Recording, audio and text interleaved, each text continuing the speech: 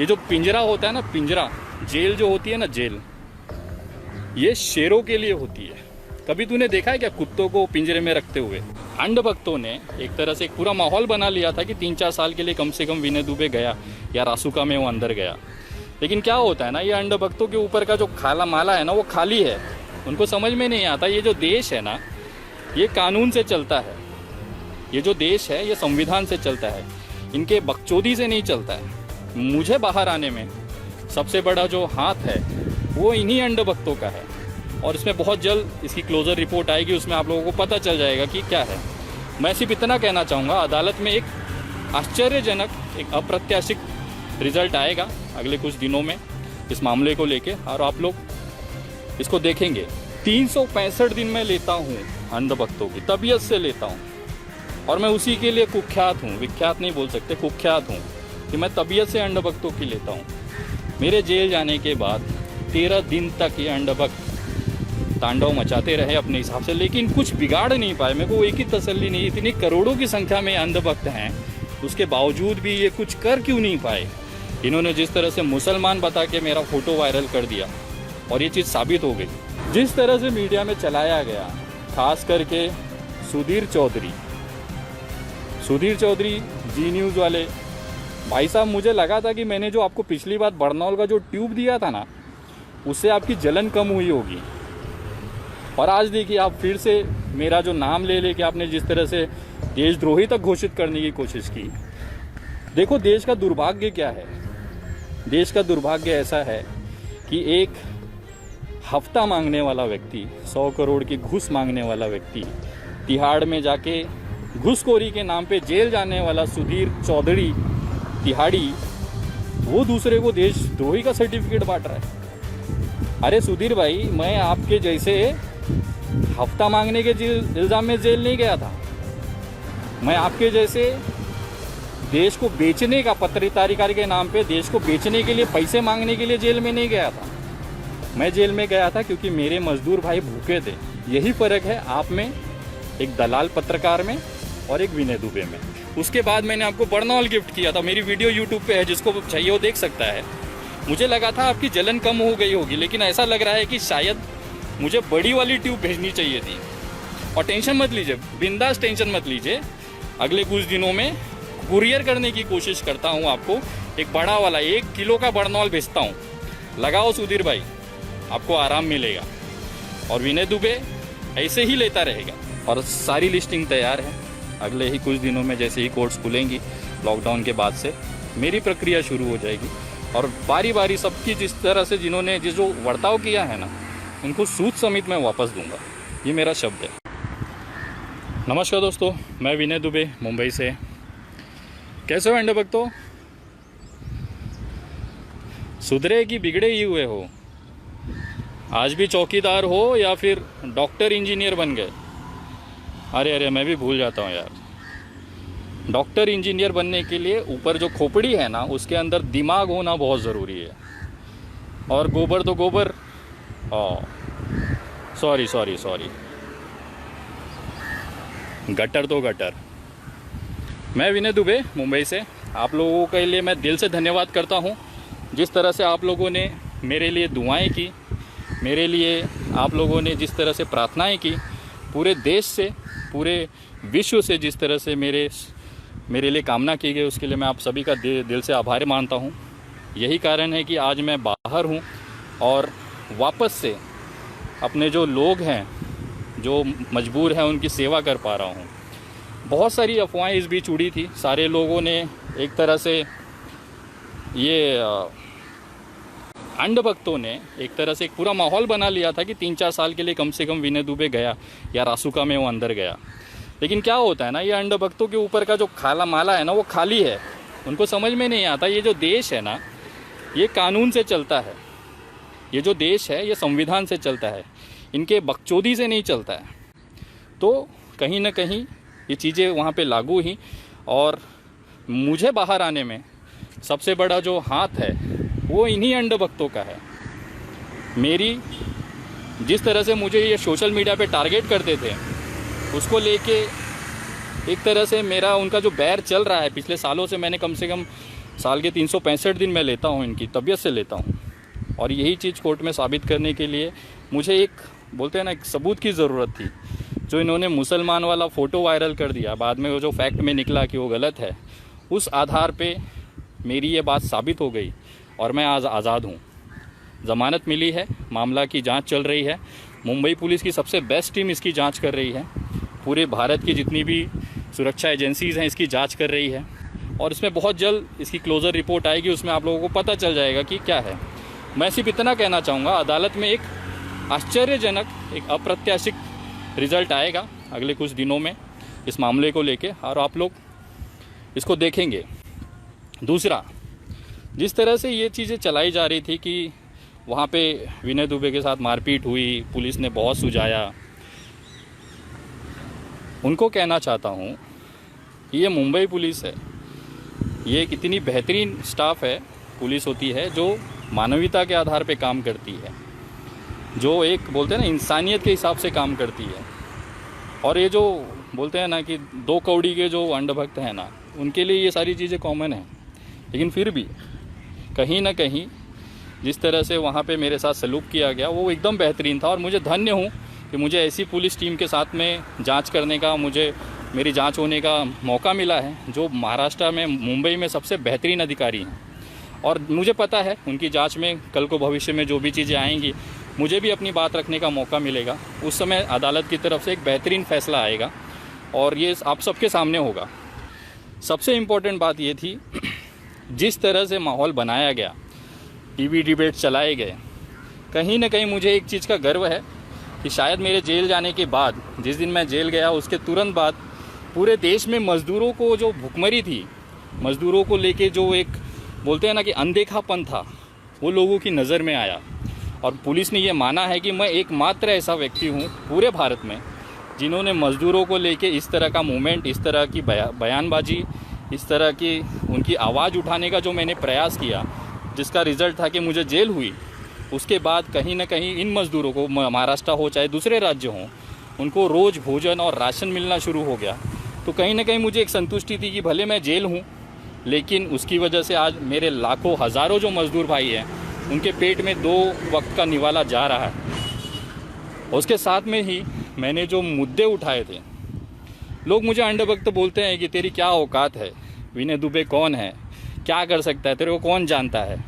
तो मैं बताना चाहता हूँ कि विनय दुबे वो व्यक्ति है जिसके नाम के लिए पूरे भारत की सभी भाषाओं में 24-24 घंटे लगातार 3-3, 4-4 दिनों तक न्यूज़ चली है। विनय दुबे की वो औकात है। सोशल मीडिया पे लगातार 3 दिनों तक ट्रेंड हुआ हूँ, ट्विटर वगैरह पे टॉप ट्रेंडिंग में मैं रहा हूँ। विनय दुबे की औकात वो है।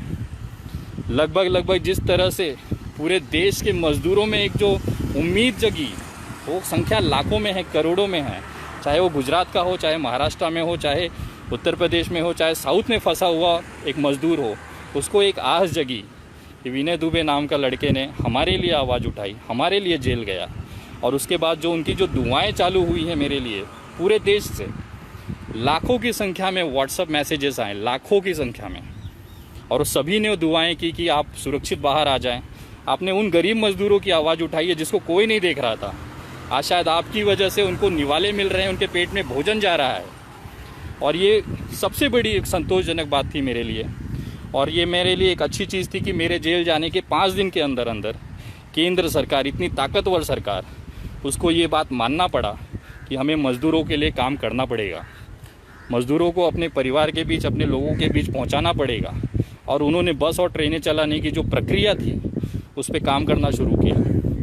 और आज नतीजा ये है कि 13 दिन बाद जब मैं जेल से छूटा 28 तारीख को, और उसके बाद से ट्रेनें चालू हो गई, लोग श्रमिक एक्सप्रेस के नाम से लोग अपने अपने घर जा रहे हैं। लेकिन एक दुखद पहलू ये भी है कि जिन मज़दूरों ने देश के अर्थव्यवस्था को एक नंबर बनाया, आज उन्हीं मज़दूरों से पैसे लिए जा रहे हैं। टिकटों के नाम पे 700 रुपये का चार्जेस लिया जा रहा है, जो बहुत ही दुखद है। अगर इनके पास पैसे होते तो फिर ये क्यों परेशान होते। 700 रुपये का टिकट एक मज़दूर से, वो भी इस परिस्थिति में जब भुखमरी, लॉकडाउन की वजह से उनके पास खाने के पैसे नहीं हैं। ये एक सरकार का अमानवीय चेहरा है। और इस पर मैं बोलता रहूँगा, क्योंकि जो चीज़ें गलत हैं वो हमेशा मेरे तरफ से उसका विरोध होता रहेगा। जेल वगैरह, मुझे एक चीज़ याद आ रही है, वहाँ पे एक पुलिस अधिकारी थे, उन्होंने कहा मुझे कि विनय तू परेशान मत हो, ये जो पिंजरा होता है ना, पिंजरा, जेल जो होती है ना, जेल, ये शेरों के लिए होती है। कभी तूने देखा है क्या कुत्तों को पिंजरे में रखते हुए? तो कहीं ना कहीं वो हिम्मत मुझे मिलती थी कि शायद मैंने, और ये लगभग सभी को पता था कि मैं कोई गलत काम करके नहीं आया हूँ जेल में। मैंने उन मज़दूरों की आवाज़ उठाई, खास करके उन उत्तर भारतीय लोगों की आवाज़ उठाई जिनका कोई पूछने वाला नहीं था। और आज उसी का फल है कि आज वो अपने ट्रेनों में बैठ के घर जा रहे हैं और एक उनके चेहरे पे जो मुस्कान है, उसमें जो एक आशीर्वाद निकलता है, वो विनय दुबे के पास पहुंच रहा है।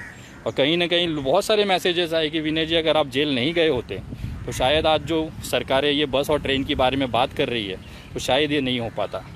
मेरी कुर्बानी बेकार नहीं गई, इसका मुझे एक संतुष्टि है और मुझे एक गर्व है इस चीज़ का कि मेरे जेल जाने की वजह से आज लाखों की संख्या में, आज करोड़ों की संख्या में जो परिवार एक दूसरे से बिछड़े हुए हैं, एक पिता अपने बच्चों से बिछड़ा हुआ है, एक बाप अपने माँ बाप से बिछड़ा हुआ है, पिता अपने पुत्र से बिछड़ा हुआ है, अपने परिवार से बिछड़ा हुआ है, अगले कुछ दिनों में वो अपने परिवार के बीच होगा। और ये मेरे लिए सबसे बड़ी संतुष्टि की बात है। लेकिन अंधभक्तों के नसीब में ना खुशी है ही नहीं। जब से ये 2014 से सरकार आई है, बेचारे हमेशा रोते हैं। 365 दिन मैं लेता हूँ अंधभक्तों की, तबीयत से लेता हूँ, और मैं उसी के लिए कुख्यात हूँ, विख्यात नहीं बोल सकते, कुख्यात हूँ कि मैं तबीयत से अंधभक्तों की लेता हूँ। मेरे जेल जाने के बाद 13 दिन तक ये अंधभक्त तांडव मचाते रहे अपने हिसाब से, लेकिन कुछ बिगाड़ नहीं पाए। मेरे को एक ही तसल्ली नहीं, इतनी करोड़ों की संख्या में अंधभक्त हैं, उसके बावजूद भी ये कुछ कर क्यों नहीं पाए। ये जिस तरह से मुहिम चलाई थी कि मुझ पे गंभीर धाराएं हैं, वाकई गंभीर धाराएं थी मुझ पे ऐसी धाराएं थी कि जिसमें जमानत नहीं हो पाती थी। लेकिन मैंने ये साबित करने की कोशिश की कि मेरी ये जो बैर है, मेरी जो लड़ाई है, सोशल मीडिया पे गाली गलौज, माँ बहन की गाली गलौज करने वाले, महिलाओं को बलात्कार की धमकी देने वाले उन अंधभक्तों, केवल उन अंधभक्तों के साथ में है जो ये गाली गलौज करते हैं। बाकी मुझे किसी राजनीतिक दल या किसी पार्टी से मतलब नहीं है। और ये बात साबित करने के लिए मेरा सबसे बाहर आने का, जो जमानत होने का सबसे बड़ा कारण था कि ये मैं प्रूफ नहीं कर पा रहा था। और अचानक से मुझे पता था, मैंने अपने एडवोकेट को कह रखा था कि भाई आप शांति से बैठो, ये अंधभक्त हैं और ज़रूर गलती करेंगे और उस गलती का वेट करो, ये गलती करेंगे और उसके बाद में ज़मानत मिल जाएगी मुझे। और इन्होंने वाकई वो गलती कर दी। इन्होंने जिस तरह से मुसलमान बता के मेरा फ़ोटो वायरल कर दिया और ये चीज़ साबित हो गई। 2000 साल पुराना मैंने दस्तावेज कोर्ट में वहाँ पे हाजिर किया, सारे दस्तावेज मेरे देखे गए, जिसमें कि पता चला कि मैं कितने ही सदियों से, पीढ़ियों से एक हिंदू हूँ। और ये चीज़ वहाँ पे क्रैश हो गई और वहाँ पे ये चीज़ निकल के आई कि ये पर्सनली टारगेट किया जा रहा है। जिस तरह से उसको लेके मेरी बात साबित हो गई कि अंधभक्त जो मुझे पर्सनल, मेरी फैमिली को अटैक करते हैं, टारगेट करते हैं, उसी का नतीजा है कि मैं अंधभक्तों की तबीयत से लेता हूँ। और ये चीज़ वहाँ पे प्रूफ होने के बाद मेरा केस हल्का हो गया और उसके बाद मैं बाहर हूँ आज। और मैं उनके लिए भी धन्यवाद करना चाहूँगा। अगर आप लोगों ने ये मुसलमान वाला कॉन्सेप्ट नहीं चलाया होता तो शायद मेरी ज़मानत नहीं हो पाती, मैं लगातार 2 साल 3 साल तक जेल में रहता था। लेकिन ये आप अंधभक्तों की मेहनत है जो इस तरह से वायरल किया और उसका फ़ायदा मुझे मिला। इसके लिए मैं आप अंधभक्तों का भी धन्यवाद करना चाहता हूँ कि आप लोगों की वजह से आज मैं खुली हवा में सांस ले पा रहा हूँ। और जिस तरह से मीडिया में चलाया गया, खास करके सुधीर चौधरी जी न्यूज़ वाले भाई साहब, मुझे लगा था कि मैंने जो आपको पिछली बार बरनौल का जो ट्यूब दिया था ना, उससे आपकी जलन कम हुई होगी। और आज देखिए आप फिर से मेरा जो नाम ले लेके आपने जिस तरह से देशद्रोही तक घोषित करने की कोशिश की। देखो देश का दुर्भाग्य क्या है। देश का दुर्भाग्य ऐसा है कि एक हफ्ता मांगने वाला व्यक्ति, 100 करोड़ की घूस मांगने वाला व्यक्ति, तिहाड़ में जाके घूसखोरी के नाम पे जेल जाने वाला सुधीर चौधरी तिहाड़ी, वो दूसरे को देशद्रोही का सर्टिफिकेट बांट रहा है। अरे सुधीर भाई, मैं आपके जैसे हफ्ता मांगने के इल्ज़ाम में जेल नहीं गया था। मैं आपके जैसे देश को बेचने का, पत्रकारिता के नाम पे देश को बेचने के लिए, पैसे मांगने के लिए जेल में नहीं गया था। मैं जेल में गया था क्योंकि मेरे मजदूर भाई भूखे थे। मैं जेल में गया था कि उनके घर पे राशन का एक दाना नहीं था। मैं जेल में गया क्योंकि मुझे उन मज़दूरों को भूखे मरते नहीं देखना था। यही फ़र्क है आप में, एक दलाल पत्रकार में और एक विनय दुबे में। और मुझे लगा था कि पिछली बार जिस तरह से आपने दिल्ली चुनाव में जनता को ये कहा था, क्या कहते हैं कि मुफ्त खोर है दिल्ली की जनता, अरविंद केजरीवाल की चुनाव जीतने के पहले, उसके बाद मैंने आपको बरनौल गिफ्ट किया था। मेरी वीडियो यूट्यूब पे है, जिसको चाहिए वो देख सकता है। मुझे लगा था आपकी जलन कम हो गई होगी, लेकिन ऐसा लग रहा है कि शायद मुझे बड़ी वाली ट्यूब भेजनी चाहिए थी। और टेंशन मत लीजिए, बिंदास टेंशन मत लीजिए, अगले कुछ दिनों में कुरियर करने की कोशिश करता हूँ। आपको एक बड़ा वाला 1 किलो का बरनौल भेजता हूँ। लगाओ सुधीर भाई, आपको आराम मिलेगा। और विनय दुबे ऐसे ही लेता रहेगा, जहाँ पे भी गलत होगा वहाँ पे विनय दुबे आवाज़ उठाता रहेगा। और तुम जैसे लोग ना तो देशद्रोही का शब्द ही मत बोलो रे। तुमसे जैसा बिकाऊ देश को बेचने वाला इस देश में नहीं मिलेगा।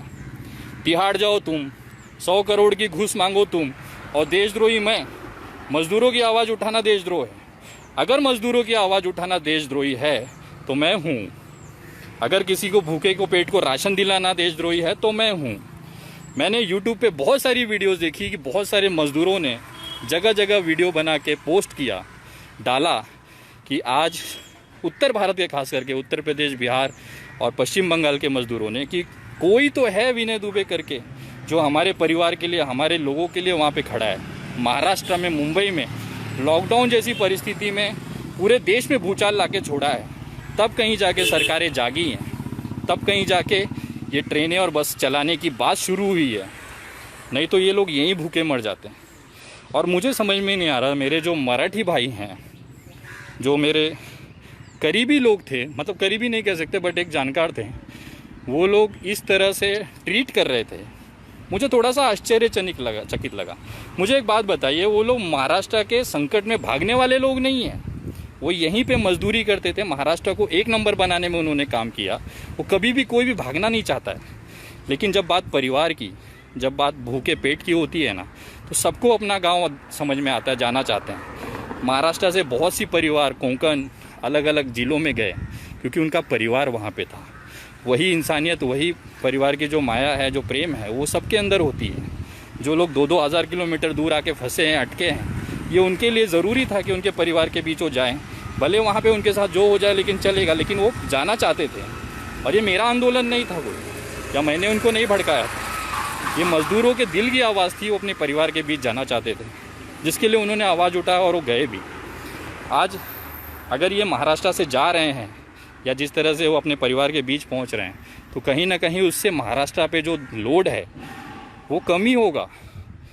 जो स्वास्थ्य सुविधाएं हैं या जो भोजन की प्रणाली है, राशन प्रणाली है, उसका कहीं ना कहीं महाराष्ट्र पे जो लोड है वो बैलेंस होगा। इनको राशन चाहिए होता तो ये आंदोलन ही नहीं करते थे।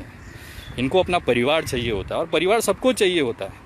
मुंबई से कितने ही मराठी फैमिली, मराठी लोग, मेरे मराठी भाई अपने अपने गांव, अपने परिवारों के बीच चले गए। उसका कारण यही था, परिवार ज़रूरी होता है। संकट के समय में उनका ध्यान रखने वाला कोई नहीं है। पत्नी बच्चे गांव में हैं, पति यहाँ पे है, किस तरह से रहता होगा आप समझिए चीज़ों को। तो ये सारी चीज़ें थी जिसको लेके ये आवाज़ था। ये कोई महाराष्ट्र के संकट से भागने वाले लोग नहीं हैं, ना वो भागना चाहते थे।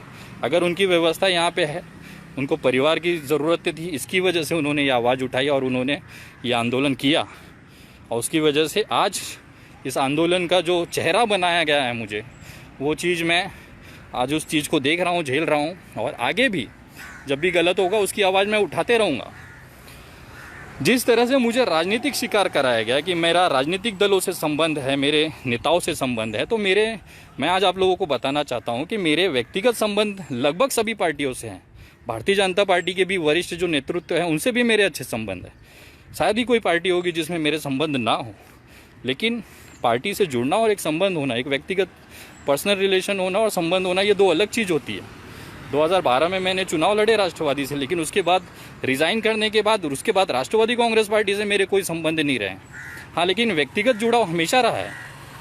मैं मनसे से भी जुड़ा रहा हूँ, व्यक्तिगत तौर पर राज साहब से जुड़ा रहा। राष्ट्रवादी के बहुत से नेताओं के साथ मेरे व्यक्तिगत संबंध थे, लेकिन जिस तरह से अनिल देशमुख जी को शिकार बनाया गया, गृह मंत्री जी को, वो मुझे लगता है कि वो गलत है। अनिल देशमुख जी जो गृह मंत्री हैं उनको मैं कभी ज़िंदगी में नहीं मिला हूँ, मेरे पिताजी एक ऑटो ड्राइवर हैं जिन्होंने अपनी आजीवन की जो पूंजी बचा के रखी थी उसमें से 25,000 रुपये वो दान देना चाहते थे उस भूमि को, जिस भूमि पे उन्होंने पूरी ज़िंदगी दी है, जिनका जन्म इस भूमि पे, महाराष्ट्र की भूमि में हुआ है। और आज इस महाराष्ट्र की संकट की घड़ी में अगर वो व्यक्ति अगर महाराष्ट्र की लड़ाई में साथ देना चाहता है और उसके लिए उन्होंने ये सोचा कि मेरे पास कुछ पैसे हैं वो मैं देना चाहता हूँ महाराष्ट्र सरकार को, ताकि वो इस लड़ाई में लड़ सके मजबूती के साथ और इस बीमारी से जीत सके और महाराष्ट्र को सुरक्षित रख सकें। वो चेक देने में मंत्रालय गया था मेरे पिताजी के साथ में, और वहाँ पे एक कोइंसिडेंट था, कोई पहले से प्लान नहीं था। उस समय चेक लेने के लिए गृह मंत्री जी उपस्थित थे, हमने उनको चेक दिया, उन्होंने हमें धन्यवाद कहा, बस इतना सा ही रोल है। इसके अलावा ऐसी कोई नहीं है कि व्यक्तिगत संबंध है, ऐसा चीज़ है, ऐसा कुछ भी नहीं है। पर्सनल रिलेशन हमारे सबके अपने साथ हैं। मैं आज राजनीति, समाज नीति में हूँ, समाजकारण में हूँ, तो ये पॉलिटिकली लोगों से मिलना, उनसे काम करना, ये सारी चीज़ें ज़रूरी होती हैं और करना पड़ता है। बट इसका मतलब ये नहीं है कि मैं इस पार्टी से हूँ, मैं इस पार्टी से जुड़ा हूँ, उसका सदस्य हूँ, ऐसी कोई चीज़ें नहीं थी। और मुझे गर्व है कि कम से कम अंधभक्तों के बापों के जैसे, अंधभक्तों के पिताजियों के जैसे मेरे पिताजी नहीं हैं। मेरे पिताजी भले पूरी ज़िंदगी उन्होंने ऑटो चलाया, लेकिन कम से कम महाराष्ट्र में जब संकट आया, महाराष्ट्र में जब सबसे ज़रूरी, जब ज़रूरत पड़ी, तो उन्होंने अपनी आजीवन आगे के भविष्य के लिए जो पैसे संभाल के रखे थे उसमें से कुछ पैसे महाराष्ट्र की लड़ाई में दान दिया। मैं अंधभक्तों से पूछना चाहता हूँ, तुम्हारे कितने बापों ने कितना पैसा दिया और तुम्हारे क्या योगदान रहा है कोरोना रोकने में, उस पर चर्चा नहीं करोगे। और जिस तरह से टारगेट किया जाता है वो बहुत ही भयंकर हिसाब से होता है, लेकिन कोई फ़र्क नहीं पड़ता। जिस तरह से मैंने आज तक ली है अंधभक्तों की, वैसे आगे भी लेता रहूँगा। ये वीडियो बनाने का मेरा कारण यही था कि कुछ चीज़ें जो थी आपको जानना ज़रूरी थी। मैं हिंदू हूँ, मुझे गर्व है इस चीज़ का। मेरे 200 साल 300 साल पुराना जो इतिहास, उससे पहले का जो मेरा हिंदू धर्म का इतिहास रहा है, उस पर मैं कट्टर हूँ और आगे भी रहूँगा। हिंदू का मतलब भारतीय जनता पार्टी का गुलाम होना ये ज़रूरी नहीं है। मैं हिंदू हूँ, उस चीज़ का मुझे गर्व है, और किसी भी भड़वे अंधभक्त से ना मुझे सर्टिफिकेट लेने की ज़रूरत नहीं है। मैं हिंदू हूँ, मुसलमान हूँ, मैं कोर्ट में ऑलरेडी साबित कर चुका हूँ। और जितने भी मीडिया चैनल, मैं इसी के लिए इतना दिन समय लिया, मुझे वो एविडेंसेस जमा करने थे ताकि भविष्य में उनको मैं मुंबई बुला सकूं, अपना मेहमान बना सकूं और सेवा कर सकूं। और सारी लिस्टिंग तैयार है।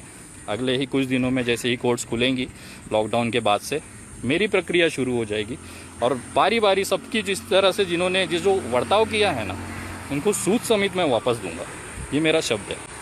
और जो मेरे पुराने साथी हवा में उड़ रहे थे, जिन्होंने कभी कभी पोस्ट डाली थी कि मुझे विनय दुबे के जान से खतरा है, जो विनय दुबे जैसा बैग लटका के अपने आप को विनय दुबे जैसे कपड़े पहन के अपने आप को विनय दुबे समझते हैं, उनको तो खास मेरा संदेश है, आ रहा हूँ, संभालो, बस इतना सा संदेश था। आप मेरे सोशल मीडिया पेज से जुड़े, द विनय दुबे करके, या आप @विनय दुबे इंडिया करके सर्च करेंगे तो द विनय दुबे करके आपको एक फेसबुक पेज मिलेगा, जिसमें मेरा लाइव वीडियो रहेगा ये वाला। और इससे आप ऑथेंटिक समझे कि ये मेरा खुद का अकाउंट है। बहुत सारे मेरे नाम के अकाउंट है, लेकिन आप लोग संभल के रहें। मेरा जो ओरिजिनल फेसबुक अकाउंट पेज मैंने बनाया है वो द विनय दुबे के नाम से है, आप सर्च करिएगा। ट्विटर पे आप मुझसे जुड़ सकते हैं। ट्विटर पे मुझे फॉलो करने के लिए @THE _Vinay VINAY Dubey DUBEY @the_Vinay Dubey, इस नाम से मेरा ट्विटर है, उस पर आप जुड़ सकते हैं। और आप लोगों का आशीर्वाद और साथ ऐसे ही रहे। और मैं उन तमाम लोगों को दिल से धन्यवाद करता हूं कि मेरे परिवार में इतनी मुश्किल घड़ी में जिन्होंने मेरा साथ दिया, जो मेरे परिवार के साथ खड़े रहे, मैं उनका दिल से धन्यवाद करता हूं और आजीवन ऋणी रहूंगा आपके इस एहसान का। जिस तरह से भी चीज़ें गई हैं, मेरी पूरी एडवोकेट टीम, अरुण मिश्रा जी को मैं धन्यवाद करूंगा, जिन्होंने दिन रात मेरे परिवार को, मेरे छोटे भाई का मैं धन्यवाद करता हूं, जिसने बहुत मेहनत किया मुझे इस चीज़ से बाहर निकालने के लिए। और मैं वेट करूंगा अदालत के फैसले के लिए, जब हकीकत इस देश के सामने, इस दुनिया के सामने आएगी। और उसके बाद मैं सवाल पूछूंगा उन लोगों से जिन्होंने मेरे पीठ पीछे, मेरे अपने लोगों से जिन्होंने मेरे पीठ पीछे जिस तरह से बुराइयां की, जिस तरह से गालियां दी, एक एक गाली का हिसाब लेगा ये विनय दुबे। मैं कुछ चीज़ भूलता नहीं हूँ, बस समय का इंतज़ार करता हूँ। सही समय पर सही चीज़ ज़रूर करूँगा, और ये मेरा शब्द है। और मैं उन तमाम मेरे मज़दूर भाइयों से कहूँगा, और ख़ास करके केंद्र सरकार से निवेदन करूँगा और उनको धन्यवाद करूँगा, केंद्र सरकार जी को, माननीय प्रधानमंत्री जी को धन्यवाद करता हूँ कि आप लोगों ने मज़दूरों के लिए सोचा, ये उनको अपने घर पहुँचाने के लिए जो कदम उठाया, सराहनीय कदम उठाया, उसका मैं धन्यवाद करता हूँ, आभार मानता हूँ। और लेकिन एक छोटी जानकारी ये भी देना चाहता हूँ कि जो रेलवे चल रही हैं वो केंद्र सरकार के अधीन में है, उसमें राज्य सरकार का कोई रोल नहीं होता है। तो जो टिकटें वगैरह की जो खरीदी होती है, जो पैसे लिए जाते हैं, वो केंद्र सरकार की तरफ से लिए जा रहे हैं। तो उनको मैं निवेदन करूंगा कि ऑलरेडी ये मज़दूर बेचारे मजबूर हैं, इन पे इतनी तो दया करिए। 100-500 रुपये से कुछ फ़र्क नहीं पड़ जाएगा सर, इनको जाने दीजिए। अगर आप ले जा रहे हैं, जा ही रहे हैं लेके, तो कम से कम इन्हें निःशुल्क लेके जाएँ, ताकि इन पे दबाव ना बने।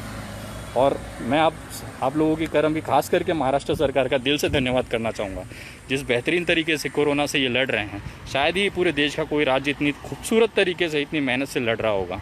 और मुझे आशा है जल्दी हम लोग कोरोना जैसी बीमारी से बाहर आ जाएंगे। मैं सभी लोगों से निवेदन करूँगा, अपने घरों में रहें, सुरक्षित रहें और अपने परिवार का ध्यान रखें। ये पल वापस नहीं आएगा, अपने परिवार के साथ उसे एंजॉय करें, और अपना आशीर्वाद और प्यार मुझे इस तरह से रखें, ताकि आगे भी जब भी गलत हो, विनय दुबे छाती चौड़ा करके वहाँ पे डंके की चोट पे खड़ा मिले।